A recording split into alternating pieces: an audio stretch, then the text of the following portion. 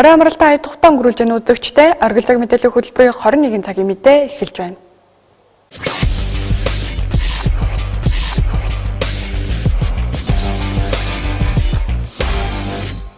Эрдэнэ төлбөрийн 49%-тай холбоотой асуудлаар Монголын засаг корпорац болон засгийн газар замун иргэдэд хувь эзэмшүүлсэн гэх мэт олон талын мэдээлэл гарсан.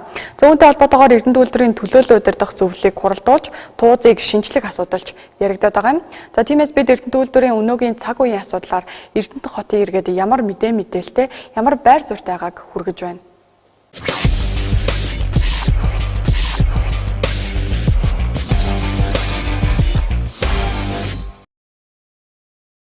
Оны өмнөхөн Эрдэнэ төлбөрийн 49%-ийг төр хууль бусаар эзэмшилтэд шилжүүлсэн асуудлаар нэхэмжлэл гаргасан Монголын засаг корпорац иргэний хэргийн хяналтын шатны шүүхэд ялалт байгуулснаа зарлаад байсан. За тэгвэл саяхнаас засгийн газрын ээлжид бус хуралдаанаар хувийн хэвшлийн өмчлөл бүхий Эрдэнэ төлбөрийн 49%-ийг төрийн мэдэл авах шийдвэр гаргалаа. За нууц асуудал хилцэх гормоор болсон уг хуралдаанаас Эрдэнэ төлбөрийг 100% төрийн мэдэлд авч 49% эзэмшигч болох Монголын засаг корпорацад өгөх төлбөрийг харилцан суутгал хэлбэрээр барагдуулахаар болсон гэсэн. Энэ талаар засгийн газрын хэрэг эрхлэх газрын дарга Зандан Шатар, сангийн сайд Хүрлбаатар, хууль зүйн сайд Нямд орж нар мэдээлэл өгсөн юм а. Монголын засаг корпорац засгийн газартай болон түүний ажлын хэсэгтээ ямарваа нэгэн байдлаар хилцэл бол хийгдэггүй гэдэг албан ёсоор бол хэлэх ёстой. За бидний зүгээс улс төрийн хугацаатай амлалтын золиос болж байна. Өнгөрсөн 2 удаагийн сонгуулиар 3 удаагийн сонгуулиар манай компанитай холбоотой мэдээлэл явагдаж ерөнхийлөгчийн сонгуул болохоос хэдхэн сарын өмнө тогтоол гарсан манай өмчийг нийгэмчлэх тогтоол гарсан засгийн газрын тогтоол гарсан маань өөрөө буруу гэдэг зүйл байсан нь бол 12 сарын 7-ны өдрийн улсын дээд шүүхийн тогтоолоор батлагдсан байна. Эзэмшигч хувьчд хоёрын хооронд бол ямар нэгэн хилцэл хийгдэггүй гэдгийг бол хэлж байна. Хилцэл гэдэг бол Монгол улсын иргэний хууль зааснаар аль нэг тал нь хүсэл зоригоо илэрхийлж нөгөө тал нь түүнийг хүлээж авснаар хийгддэг тийм дүрм журамтай зүйл. Энэ удаад бол нэг талаас бол хүч дүрэн асуудлыг шийдснээрээ 49% өмнөх хувьцаа эзэмшигчээс хууль ёсны дагуу худалдаж авсан, хилцэл хийж худалдаж авсан хувийн компани хувьцаа эзэмшигчийн өмчлөгчийн эрхийг ноцтой зөрчсөн нийгэм тогтсон бизнесийн эрх зүйн харилцаанд тогтсон дэг журмыг бүдүүлгээр эвдсэн тийм шинжтэй үйлдэл болж байгаа гэж хууль зүйн талаас нь харж байгаа. Тийм учраас харилцагчийн зүгээс бол Монгол улсын үндсэн хууль, иргэний хууль, компани тухай хууль заасны дагуу өөрийн хууль ёсны ашиг сонирхлыг дараагийн холбогдох журмын дагуу сэргийлэхээр ажиллах болно гэдгийг бол өмгөөлөгчийн зүгээс хэлхийг хүсэж байна.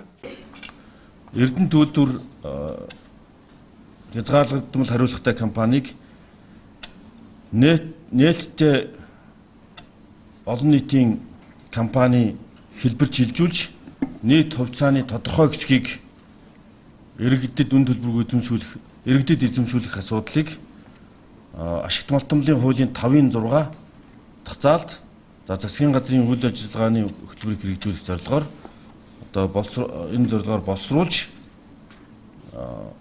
улсын их хурлаар хилцүүлэн батлуулахыг холбогдох сайд нарт өөрөг улсын тогтоол батлагдлаа. Эрдэнэ төлбөрийн 10%-ийг ашиг нөхцөлийн тухай хууль, стратегийн ордын 10%-ийг иргэдэд эзэмшүүлэх тухай, үн төлбөрийг эзэмшүүлэх тухай ашиг нөхцөлийн хуулийн заалт байдаг. Энийг хэрэгжүүлэх ажлын хүрээнд эхлээд Эрдэнэтийн 10%-ийг ард түмэнд үн төлбөрөөр эзэмшүүлэх, цаашдаа Эрдэнэтийн бас тодорхой хувийг ерөөсөө нээлттэй олон улсын зах зээл дээр хөрөнгөний биер дээр нээлттэй IPO хийж нээлттэй хувьсад компани болгох. За энэ компани засаглалыг сайжруулах, олон нийтийн оролцоо хяналтыг сайжруулах зорилготойгоор 10%-ийг иргэдэд эхний хойцод 10%. За энэ асуудлыг хэрэгжүүлэхдээ яхагүйгээр улсын хурлаар орно. Улсын хурлаар юмуд нөгөө эцсийн хуулиараа шийдэгдэх учраас улсын хурлаар орох хүмүүс 10%-ийг эзэмшүүлэх мөн цаашдаа нээлттэй хувьсад компани болгохоор хэд хэдэн асуудал байгаа. Энэ асуудлаар холбогдох шийдвэрүүдийг сая засгийн газрын хуулиар тогтоолоор гаргасан. За мөн Монголын зэс корпорацийн ч мэдэгдэл хийсэн байдаг. За эрдэт үйлдвэр хязгаарлагдмал хариуцлагатай компанийг нээлттэй хувьцаат компани болгож нийт хувьцааны тодорхой хувийг иргэдэд эзэмшүүлэхээр 1-р сарын 10-ны засгийн газрын хуралдаанаас шийдсэн. Хувьцаат компани болгох болон хувьцааг нь иргэдэд эзэмшүүлэх талаар санал боловсруулж улсын хурлаар хилцүүлэн батлуулахыг сайд Зандан шатар, Хүрэлбаатар, Сумьябазар төрийн эмчийн бодлого зохицуулалтын газрын дарга даалгасан юм а. За нийт хувьцааны хэдэн хувийг ямар хугацаагаар тасалбар болгон ямар нөхцлөөр иргэдэд эзэмшүүлэх, иргэд хувьцаагаа худалдаа авахдах холбоотой журмыг засгийн газар батлах юм. Эрдэнэт үйлдвэр компани мөн хөрөнгийн үнэлгээ хийлгэхээр болсон байна. Тус компани жилд 26 сая тонн хөдөр боловсруулж 530 мянга орчим тонны зэсийн баяжмал 4.5 орчим мянган тонн молибдений баяжмал үйлдвэрлэдэг юм а. Өдөрч та бүхэнд шударга мэдээллийг хүргье. Тэгэхээр уулын байжуулах Эрдэнэт үйлдвэр бол Орхон аймгийн гол түвшиц үйлдвэр юм. За тэгвэл энэхүү үйлдвэрийн талаараас ойрын үед олон талын мэдээлэл гарч иргэдийг төөрөгдүүлж байгаа юм а. За ялангуяа Эрдэнэт үйлдвэрийн 49%-ийг улсын мэдээлэлд 100% авлаа. За ингэснээр үйлдвэрийн ногдол ашигын хувьцааны 10%-аас ол иргэдэд өн төлбөргөө олгоно, эзэмшүүлнэ гэсэн мэдээлэл явж байгаа. За тэгвэл энэхүү байр суурь дээр бол Эрдэнэт хотын иргэд манаас хоёр талыг барьж байна. За тийм ч учраас энэхүү мэдээллийг бас та бүхэнд тэнцвэртэйгээр хүргэнэ. За. Гэхдээ надад тэр авсан их усүр нь ямар очтой. Тэрийн нарийн нэгтлээд шүүх мөхөр шийдсэн дараа л тэгэл. Гэхдээ тэгээд одоо тэр зах тэр ном журмын дагуу янз бүрийн тийм юг бол тэр ховын хвшлэн зүгээр шүү дээ. Ховдоо байсан л зүгээр шүү. Яагаад тэгж? Ер нь тэгэл бүх юм чинь ховдоо байхлаар одоо тийм идэвхтэй ажиллана гэж боддог шүү дээ. Гэхдээ ер нь бол ашигтай ажиллая гэж байгаа бол ховдоо байсан дээ шүү дээ. Тэр чинь хэдэн татварч гэсэн хэрэгтэй биз дээ. Ховд очдог одоо эн чинь тэгэл нэг 51% яг баталгаатай ч юм уугүй ч юм уу чинь бас зовлонтой мэрэгдэл шүү дээ. Тэгэхээр одоо тэр нэгдүгээр баталгааж өгөө тэгээ одоо нэг 10% бас иргэдэд юу маягаар хувьцаа маягаар өгнө л гэсэн юм яриад байгаа. Тэр чинь би бол итгэхгүй л ямар ч гэсэн төрд багасаа илүү хувийн хвшилт байх нь нэгдүгээр татвар хоримтлогдно, хоёрдугаарт одоо нэг дарга зэрэгнэрийн чинь одоо иддэг уудаг нь сэтрээд шүү дээ. Зүгээр харил хэтрүүлэл. 30-40 жил төрдөө байгаа л болоод байсан. Хуучин болоод байсан гэдэг шиг одоо болж байсан. Одоо тэгээ юу болоод ингэ булаацалдаад байд. Энд ч ингээд тэр хувийн хвшин авах ёстой байсан юм уу, ёсгүй байсан юм чинь бид нар чинь тийм олигтой мэдээлэл байхгүй байна шүү дээ. Тэр хувийн хвшлийн хүмүүс яагаад авчдгийг Монгол Улсын засгийн газарт мэдгэлгүйгээр тэгэхээр одоо яхаар буцаага төрөө авч байгаа энэ учир явдлыг чинь ард түмэн ухаж мэдэхгүй байна шүү дээ. Энийг одоо бүр хүмүүст ухаж ойлгох хэрэгтэй шүү дээ. Ингэж авсан энэ ч одоо холгаа дээрми аргаар авч байгаа мó, тэр бизнесийн аргаар авч байгаа мó, өөр төлбөрт авч байгаа мó, ямар журмаар авч байгаа энийг чинь хүмүүс мэдэхгүй байна шүү дээ. Ард түмэн энэ талаар чинь мэдлэггүй байна шүү дээ. Тэр дээгүүр идэж гэн ууж гэн гэж байгаа юм идэж ууж байгаа нь өнөхөр өн ч юм уу худлаа ч юм уу хүмүүс мэдэхгүй байна шүү дээ.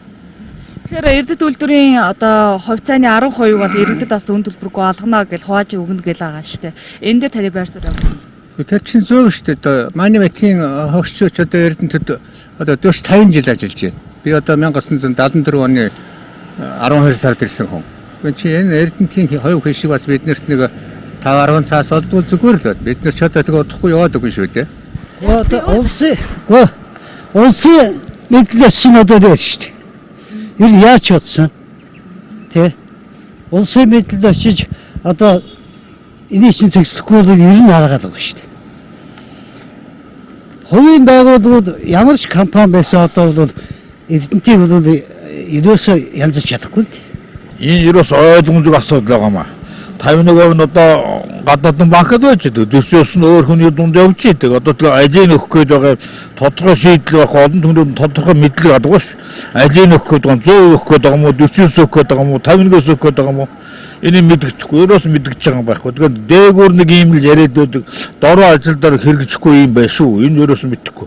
Энэ юу бүтэхгүй байх гэж бодож байна шүү. Албаас шийдээгүй ерөөсөн. Зүгээр амдаа нэг юм яриад их юм одоо ямар учиртай усуд байдаг гэж би ойлгож байгаа шүү дээ гомн. Ер нь яг аль талтай байсан илүү гэж бодож байна. Гол олон түмний дадлууд одоо эрдэнэ дотоо хөдөлмөрчл үйлчлэл яваар тэндээ одоо яг хувьцаагаа өгсөн, ноогд ашиг нь орсон, амьдрал ахуйд нь дээшсэн эрдэнэтэй хөдөлмөрчл үйлчлэмээр өгсөн болдгийм болов. Тэгээ дээгүүр томчууд нэг хаваад идсээр гоо дууслаач юм чи байхгүй. Улсын мэдл орцгоо сая битээ дөнгөж сая яриа юм шүү дээ. Тэгээ бас нэг ховчлон барина гэж өцөгдөр нэг юм яриад байгаа тийм. Тэр нь одоо учир нь олоогүй. Ховшлууд харин зүгээр ч юм уу гэж сая өтер яриад явж байгаа. Аль нь яг Төрийн хөтөлбөрөөс л хамаагүй дээр.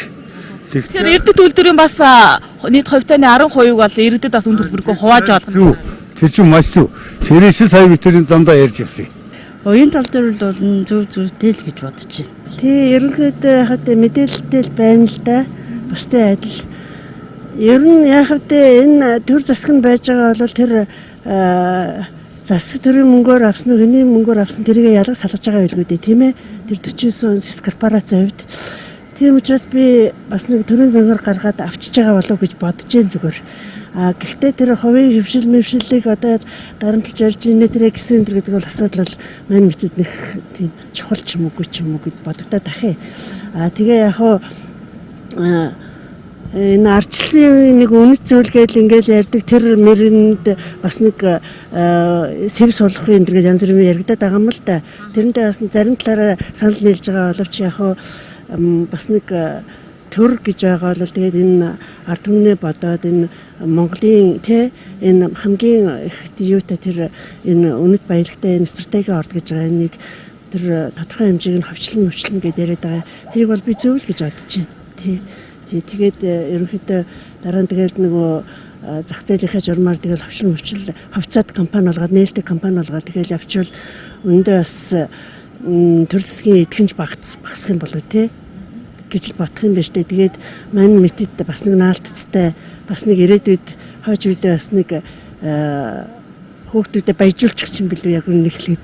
За тэгвэл Эрдэнэт хотын иргэд төрөх хувийн хөвшил гэсэн хоёр талд байр суурьтай байгаа юм а.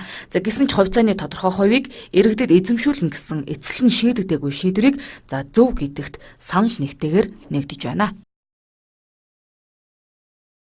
Эрдэнэт ус дулаан дуугч сүлжээ орон нутгийн өмчөд хувьцаат компани гаргасан судалгаагаар Зорх аймагт дулааны холбоолтой дур мэдэж өөрчилж паранд секц нэмсэн. Инженерийн шугам сүлжээний хамгаалтын зурвасны зай хэмжээг харгалзаж үзээг өргөтгөл барьсан 24-32 аж ахуйн нэгж байгууллага хэмээн гарсан байна. За эдгээрийн холболтыг өөрчилж зөв болгох, өргөтгөлийг нураах зардал буруутай этгээд буюу иргэдээс өөрсдөөс нь гардаг гэдгийг холбогдох байгууллагуудаас анхааруулж байна.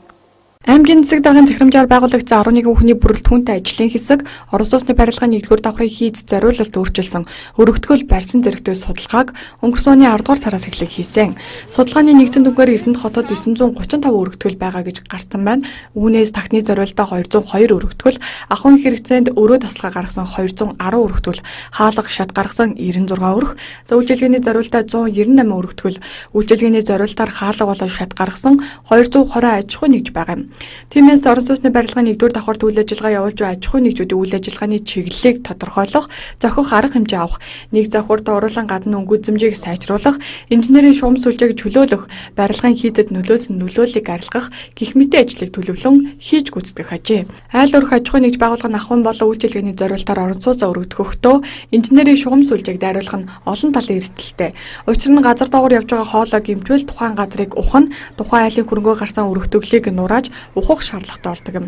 Инженерийн шугам сүлжээнд хизээ живдэрч болзошгүй. Зорх аймгийн хувьд саармаг соронзон орны нөлөөнд байдаг учраас гадны нөлөөгүй шугам цорох тохиолдол хизээ гарахыг таамаглах боломжгүй юм. Энэ газар дээр байгаа шугамыг бид нар хизээ хагарах уу, хизээ эвдэрчих үл гэдгийг тогтооход хэцүү. Ер нь бол тогтоодог аргачлал нь нөгөө хамгийн гол юм насжилт байдаг байна. Ер нь бол манай хотод Эрдэнэтэд бол за шугам ийм агарын байдлаар цоолох тохиолдол бол нэлээд байдаг. Энэ зөвхөн манай Эрдэнэт амьдрал дээр ч байгаад байгаа юм биш. Энэ уулын үйлдвэр за бусад газруудад бол нэлээд тохиолдож байгаа. За энэ юутай холбоотой гэдэг манай Эрдэнэт маань ер нь зөвхөн жоохон энэ саармаг соронзон орчин ихтэй. За металлын агуулмжаас болдго юм юунаас болдгийг энэ тэнд одоо шугам энэ цахилгааны одоо цэнгийн үйлчлэлд орж цоорох явдал бол маш их байх юм. Инженерийн шугамын голтчийн өргөнөөс хамааран ойролцоогоор 5-6 метрийн зайд ямар нэгэн барилга байгууламж барьж болохгүй. Өнөөдрийн байдлаар инженерийн шугам сүлжээний хамгаалтын зурсны хэмжээнд заасан талбайгаас дотогш оруулж өргөтгөл гаргасан 24 айл өрх аж ахуйн нэгж байгууллага байна. Ихэвчлэн 100 айл худалдааны төвийн ойр орчимд зам талбайг харгалзан үзээгүй өргөтгөл барьсан тохиолдлууд байгаа юм. Инженерийн шугам сүлжээний хамгаалтын зурвас гэж байдаг. Тэгэхээр инженерийн шугам сүлжээний хамгаалтын зурвасыг зөрчөөд хамгаалтын зурвас бол одоо өөрөө хуулийнхаа заалттай шугамын хонголцоос хамааруулаад 5-6 метрийн зайтай байдаг байхгүй юу. За энэ зайг зөрчөөд ингээд баригдсан бас өргөтгөлүүд байна. Уран сүнсний барай өргөтгөлүүд. За энэ өргөтгөлүүдийг бол эрэг хавраас одоо энэ өвлийн хөтөлбөр дээр дулааны холбоотой төгсгөл бололцоо байхгүй шүү дээ. Тийм болохоор шугам сүлжээ чөлөөлөх бололцоо байхгүй. Эрэг хавраас бол одоо энэ арга хэмжээг бол одоо чөлөөлөх одоо бороотой гэдэг бол чөлөөлөх юм арга хэмжээ авъя гэж ярьсан. За энэ өргөтгөл барих инженерийн шугам сүлжээ халаалтын системийг дурмитан иргэд өөрчилсөн тохиолдолд холболтыг хэвийн болгох өргөтгөлийг нураах зарлыг буруудаа этгээд буюу иргэд өөрсдөө гаргадаг. Орон сууцны байранд өргөтгөл хийж дулааны системийг өөрчлөх нөхцөлд техникийн нөхцөлийг гаргаж зөвшөөрөл авах хэрэгтэй байдаг. За гэхдээ нийтийн зорилттой орон сууцад ийм зөвшөөрөл олгох боломжгүй байдагч иргэд дурмитан холболтоо өөрчилдөг байна. 2017 оны 12 сараас хойших байдлаар дулааны холболтоо дурмитан өөрчлөн бусад айл өрхийн дулааны шугамд нөлөөлсөн 32 айл өрх аж ахуйн нэгж тооцоолон гаргасан байна. Тэгэхээр одоогоор бол манай байгууллагын судалгаагаар энэ гэрийнхэн халаах хэрэгслийн холбогдлыг өөрчилсөн. Мөн одоо балкон дугаа татсан ч гэдэг юм уу ийм нэмж одоо секс болгосон. Ийм зөрчилтэй 32 айл байгаа. 31 айл байна. 31 айлыг бид нар одоо явж үзээд 16 айлын холболтын схемийг бол хийм байлд оруулаад байна. Тэгээ энэ хийм байлд оруулж бусад одоо айл өрхийн халаалтыг бол одоо хийм горимд нь оруулж ингэж ажиллалаа. Айл өрхөө дулааны холболт өөрчилж парент секц нэмснээр ойр орчмын холболт нэгтэй айлд нөлөөлдөг учраас дурмитан өөрчлөхгүй байхыг анхааруулж байна. Жил бүр Эрдэнэ төлбөрийн хөтөлбөрийн аюулгүй байдлын эрүүл ахуйн байгаль орчныг хамгаалах хилцээс нийт ажилчдаа хөтөлбөрийн аюулгүй байдлын эрүүл ахуй байгаль орчныг хамгаалах чиглэлд хийж хэрэгжүүлсэн үйл ажиллагааны тайлангаа тавьтаглалээ. Тэгвэл өнөөдөр энэхүү тайлангийн баг хурал боллоо. За энэхүү хуралд Эрдэнэ төлбөрийн 30 гаруй цэхийн 6000 гаруй ажилчдын төлөөлөл оролцож танилцсан юм а. За мөн аймаг орон нутгийн удирдлагууд энэхүү тайландаа танилцсан юм.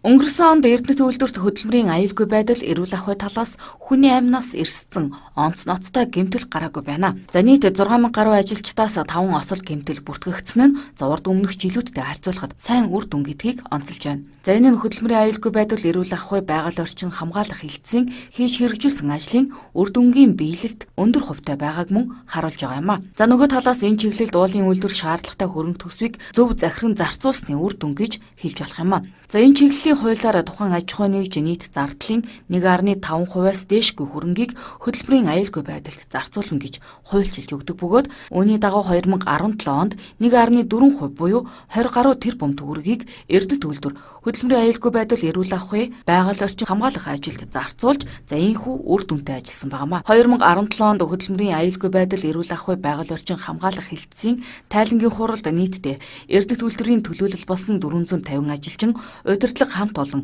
мөн орон нутгийн удирдлагын зүгээс оролцлоо. 24-ээс 5 дугаар сарын 2-ны хооронд за өнгөрсөн онд бол манай хамт олон бас хөтөлбөрийн аюулгүй байдал эрүүл ахуйн талаар бол бас амжилттай ажиллаа гэж дүгнэж болно. За өнгөрсөн онд бол урд жилүүдээс онцлог нь бол манайх бас хүний амнаас өргөцсөн хүн тослууд бол гараагүй. Тодорхой хэмжээгээр бас 6000 хүнд халтарч унсан тийм ээ. Явнаас унж гэмтсэн гэсэн ослууд бол нэг 5 осол гарсан байж байгаа. За өнөөдөр бол бид нар энэ хөтөлбөрийн аюулгүй байдал эрүүл ахуйн үйл ажиллагааныхаа тайлаг хилцэж байна. Цааш тавих зорилттой бас өнөөдөр хилцээд төлгөөгөө батлаад ингээд энэ хурал дуусах юм аа. Одоо энэ баг хурлаар бид нэр 2017 онд биш үү ерөнхийдөө онцлох нэг 15 ажилыг хийгдсэн байж байгаа. Онцлохоор энэ 15 ажлаа бид нар бүр бичлэг үегээр бэлдээд одоо энэ хуралдаар танилцж байна. энд юу холбогдолтой олгоо зэрэг аюулыг илрүүлэх те аюулыг харьлах энэ үйл ажиллагаа ажилчид маань яаж манлайж оролцсон те ингэсэнгээр ямар үр дүнд гарсан гаар мэдээлэл өгж байгаа. За энэ сургалтын талбаар ямар шинжилгээ ажил явагдсан химичлэнгээр бол олон ажлууд хийж байгаа. Одоо шинэ хөдөлмөрийн аюулгүй эрүүл хүн нэмэлт туул гарсан. Үүнтэй холбогдоод хуучин чин булгаа зэрэг тэр аж ахуйн нэгж байгууллагын захирал удирдах адилтан зөвлөлийн дарга нь байсан шүү дээ. Шинэ хөдөлмөрийн аюулгүй эрүүл хүн нэмэлт туйлын дагуулгаа зэрэг тухайн тэр нэгж байгууллагын хабын одоо нэгжинд дарга нь гэдэг. Өөрөөр хэлбэл хөдөлмөрийн аюулгүй эрүүл хүн тэр хэлцгийн дарга нь одоо энэ зөвлөлийн даргуулдаг. Энийг бол бид шинжилээд зөвлөлийн үйл ажиллагааг нэлээд өргөжүүлээд ингэ явуулсан байж байгаа. Хэмжлэгээр олон талт үйл ажиллагаа хийж байгаа.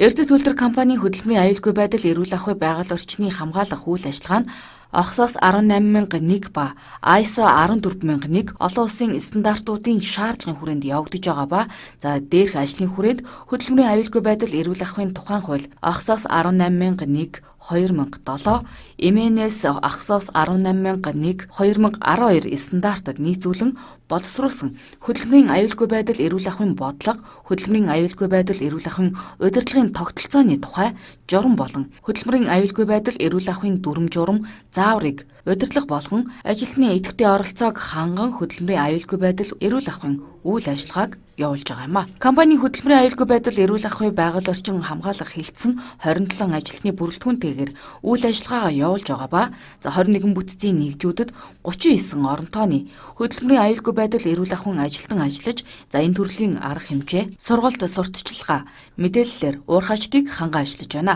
За тэдний хувьд 2017 онд хөдөлмөрийн аюулгүй байдал эрүүл ахуй байгаль орчин хамгаалах чиглэлээр нийт 15 онцлог ажлыг хийж хэрэгжүүлсэн байгаа юм а.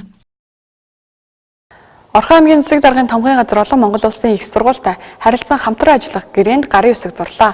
За энэхүү үйл ажиллагаа өнөөдөр болсон бөгөөд төрийн албаа хавчдыг чадахжуулах тал дээр хамтран ажиллах зорилго зорилт тавьсан байна.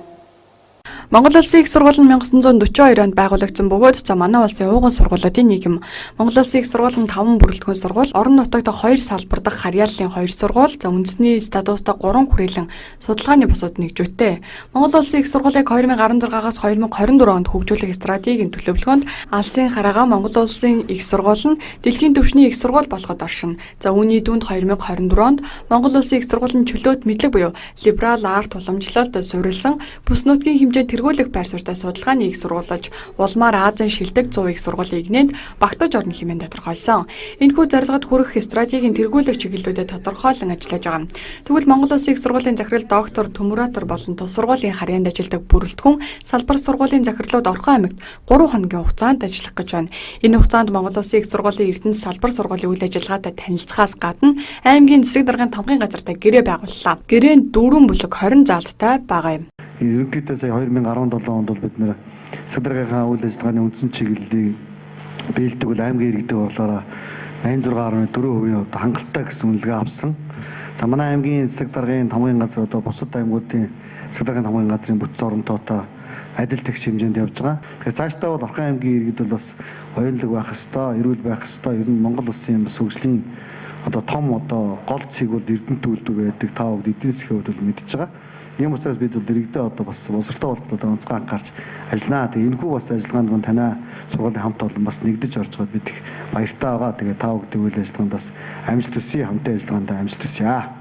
Ерөнхий боловсролын сургуулийн багш нар болон төрийн албаа хавчдыг Монгол улсын их сургуулийн Орхон салбар сургуулийг түвшиглэн мэрэгжил дэвшлүүлэх, эрдмийн зэрэг цол ахиулах тал дээр хамтран ажиллах бүрэн бололцоогоог Монгол улсын их сургуулийн захирал доктор Төмүратор онцоллоо. Монгол улсын их сургууль нь 1000 багш 44 тэнхимтэй тэнхим бүр тодорхой төрөл чиглэлийн дагуу төрөл бүрийн шинжилх ухааны судалгааг хийдэг. Энэхүү судалгаанаас орон нутагт хэрэгтэй ашигтай судалгаан дээр хамтарч ажиллахыг түлхүү тусгасан гэдгийг хэлж байна. Манай Монгол улсын их сургууль 2017 оноос эхлээд засгийн газрын одоо яамд агентлагууд болон 21 аймагт хамтын ажиллагаагаа өшөө одоо өргөжүүлэе, чанаржуулъя, үр дүнтэй болгоё гэдэг үүднээс хамтын ажиллагааны гэрээ байгуулж эхэлсэн. Тэгээ одоогоор 15 аймагт гэрээ байгуулчихсан байгаа. Орхон аймаг бол 16 дахь аймаг нь болж байна. За Орхон аймгийн хувьд бол бид нар нэг онцлог зүйл нь Эрдэнэт манай салбар сургууль энд байрладаг.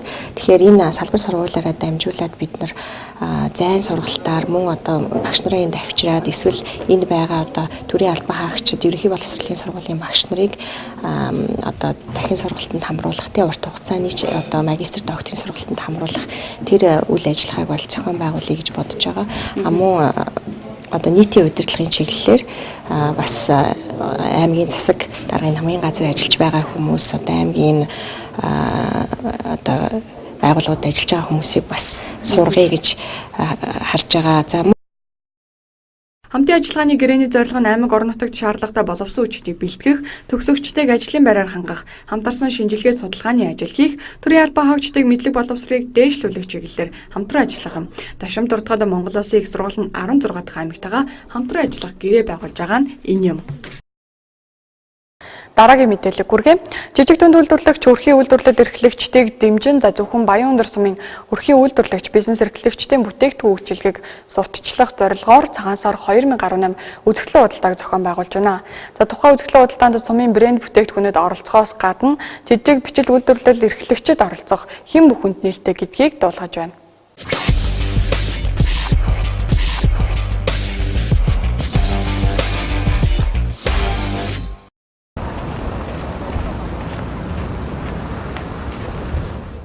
Өдөртөө бүхэндээ чухал мэдээлэл хүргэе. Тэгэхээр яг одоо аймгийн Баян өндөр сумын засаг даргын тамган газар зохион байгуулж байгаа. За Баян өндөр сумын жижиг дунд үйлдвэрлэл эрхлэгчдийг дэмжиж авах үзэсгэлэн худалдаа бол болж байна. За яг энэ хүү нээлттэй үйл ажиллагааг бэлтгэсэн мэдээллийг шуурхаагаар хүргэе. Баян өндөр сум 27553 өрхтэй 2753 худалдаа үйлдвэрлэл үйлчилгээ эрхэлдэг өрх байна. За үүнээс жижиг дунд үйлдвэрлэл эрхлэгч нь 100, өрхийн үйлдвэрлэл эрхлэгч 500 орчим айл өрх байна. За тэгвэл Баян өндөр сумаас өнөөдөр эдгээр үйлдвэрлэгчдийг дэмжих зорилгоор 40-50 өрхийн болон жижиг дунд бизнес эрхлэгчдэд за бараа бүтээгдэхүүнээ борлуулах боломжийг олгон лангуу талбайгаар хангаж байна. 7 хоногийн турш үзэсгэлэнд оролцож буй үйлдвэрлэгч бизнес эрхлэгчдийн төрөөсийг Баян өндөр сумаас даах бол за цаашид 2 дугаар сарын 11 хүртэл хөнгөлөлттэй үнээр буюу өдрийн 2000 төгрөгийн түрээс төлж ашиг орлого олох боломжийг нээж өгч байгаа юм а. За энэ боломжийг цагаан сар 2018 Эрдэнэтэд үйлдвэрлэв бараа бүтээгдэхүүний үзэсгэлэнгээр дамжуулан олгосон бөгөөд за зөвхөн Баян өндөр сумын үйлдвэрлэл эрхлэгчид оролцож байгаа гэдгээрээ онцлог юм а. Үнэхээр боломжинд энэ зогсож худалдаа үйлдвэрлэгч гэж байгаа иргэдээ бас төр харахгүй дандаа хөөж дуудаг дандаа одоо хатуу аргаар үүсгэх нь бол бас туйлын одоо бас цаашаатай зүйл биш. Цаашдаа ч гэсэн 2018 онд эрдэнчүүд хайртай за нэг өрхний ажлын байрны хүрээнд зам эрдэнэ төлөвлөрөөнд бас нэг 250 орчим сая төгрөг төлөвлөсөн явж байгаа. Тэгэхээр манай энд үйлдвэрлэж хийж байгаа хүмүүсүүд тухайн баг хороогоороо дамжаад нийгмийн ажлын дарга зохион байгуулалтаа дамжаад сумдаа ирээд сумдаас ирүүлсэн салдыг бол аймаг хүлээж аваад тодорхой хэмжээгээр бид нар зохион байгуулалт хийнэ. Бид нар бас аймгийнхаа төсвийн боломжийг харж байгаа. Болж игэл одоо бизнес эрхлэгчдээ өрхийн үйлдвэрлэгч нартай зээлийг удаан хугацаатай хүүгүү барьцаагүй одоо бодлогыг манай аймгаас барьж аваа гэдэг. За өнөөдөр цагаан сар 2018 үзэсгэлэн худалдаа бол зөвхөн Баян өндөр сумын хэмжээнд бол зохион байгуулагдаж байгаа. Хэмжээндээ гэдэг нь өмнө одоо цагаан сар гэж үзэсгэлэн худалдаанд болдог. Тэгэхээр одоо энэ тентхийн одоо янз янзын бүтээгдэхүүнүүд орж ирж манай зах зээл дээр маш ихээр одоо борлуулагддаг. Тийм учраас энэ одоо зах зээлээ хамгаалах, иргэдээ үйлдвэрсэн бүтээгдэхүүнийг борлуулах, үйлдвэрлэл эрхлэгчтэй дэмжих үүднээс бол одоо энэ одоо манай танхимд болж байгаа энэ худалдаанд бол зөвхөн Баян өндөр сумд одоо ажиллаж амьдарч байгаа иргэд маань өөрсдөө хийжсэн бүтээгдэхүүнээр оролцохын боломжтой байгаа. Өрхийн үйлдвэрлэл жижиг дунд бизнес эрхлэгчдийн хувьд бүтээгдэхүүнээ их хэмжээгээр бус цөөн тоогоор үйлдвэрлэдэг тул за одоо бэлтгэлээ хангаж бараа бүтээгдэхүүнээ үйлдвэрлэж байгаа иргэд цаашид хамрагдах боломжтой юм а. За үзэсгэлэн худалдаанд ноос ноолуурын гар урлал, цагаан уулт, Монгол гутал, хүүхдийн хувцас, сар шинийн эдээ будааны тавг, цар, чулуун хөөрөг, мөн хүнсний бараа бүтээгдэхүүнүүд дэлгэгдсэн байна.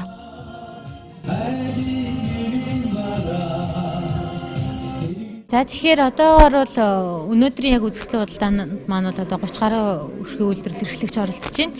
За тэгээ энэ дээр бол одоо бас ерөөдөө 2 сарын 1-ээс одоо бас эхлээд үйлдвэрлэл эрхлэгчд маань одоо үзэсгэлэнд оролцох хүсэлтэй иргэд нэлээд байгаа. Одоо нийтдээ бол ер нь 70 гаруй үйлдвэрлэл эрхлэгчд одоо үзэсгэлэнд оролцохоор хүсэлтэй өгсөн. За тэрнээс л өнөөдөр бол одоо ингээд 30 гаруй иргэн нь яг одоо оролцсон байгаа. Маргаашнаас ч гэсэн бас иргэд маань ерөнхийдөө нэмэгдэж ирж одоо оролцох хүсэлтэй гаргасан байгаа.